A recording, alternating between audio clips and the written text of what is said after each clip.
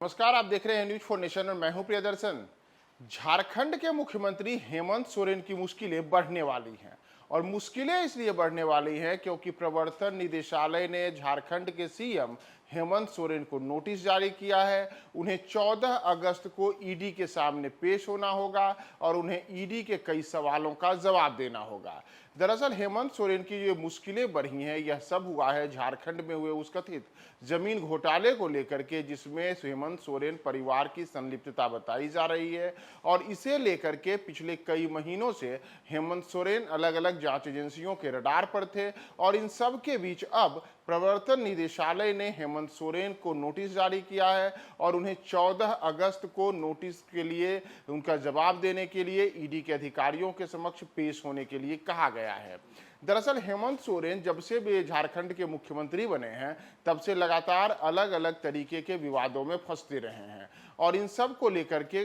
समय समय पर अलग अलग केंद्रीय जांच एजेंसियों के द्वारा उनके खिलाफ और उनके परिवार के जो अन्य सदस्य हैं उन सब के खिलाफ जांच की प्रक्रिया भी चली है। और इसी में यह ताजा मामला जमीन घोटाले का है, जिस जमीन घोटाले में हेमंत सोरेन और हेमंत सोरेन परिवार के कई अन्य सदस्यों की संलिप्तता बताई गई है। उनकी संलिप्तताओं को लेकर के ईडी ने पहले भी इनके खिलाफ केस दायर किया था और ये जो केस दायर हुआ था यह इसी वर्ष यानी कि वर्ष 2023 में ही हेमंत सोरेन परिवार के खिलाफ इसमें मामला दर्ज किया गया था और इसी मामले में अब हेमंत सोरेन को सीधे सीधे नोटिस जारी किया गया है। चूंकि हेमंत सोरेन झारखंड के मुख्यमंत्री हैं, ऐसे में ईडी ने जो नोटिस हेमंत सोरेन को जारी किया है, इससे झारखंड में एक बड़ा सियासी हलचल होने की भी संभावना है, क्योंकि हेमंत सोरेन लंबे अरसे से यह भी आरोप लगाते रहे हैं कि केंद्र में जो मोदी सरकार है वह मोदी सरकार केंद्रीय जांच एजेंसियों का दुरुपयोग करते रही है। उनकी सरकार को अस्थिर करने के लिए अलग अलग समय में अलग अलग जांच एजेंसियों के द्वारा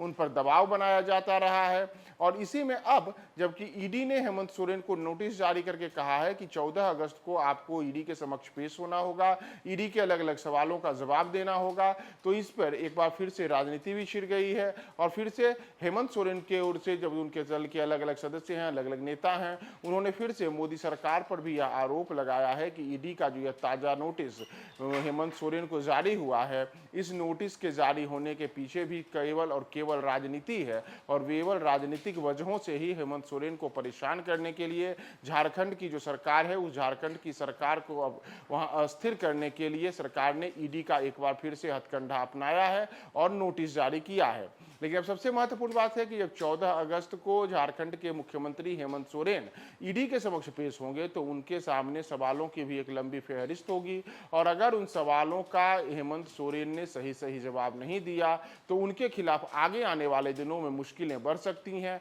और इन मुश्किलों में उनकी जो मुख्यमंत्री की कुर्सी है, मुख्यमंत्री की कुर्सी पर भी बड़ा खतरा मंडरा सकता है। तो आपको फिलहाल हम यह बता करके छोड़े जा रहे हैं कि झारखंड के मुख्यमंत्री हेमंत सोरेन को ईडी ने नोटिस जारी किया है। यह भूमि घोटाले से जुड़े हुए एक मामले में नोटिस है और 14 अगस्त को उन्हें पेश होना होगा।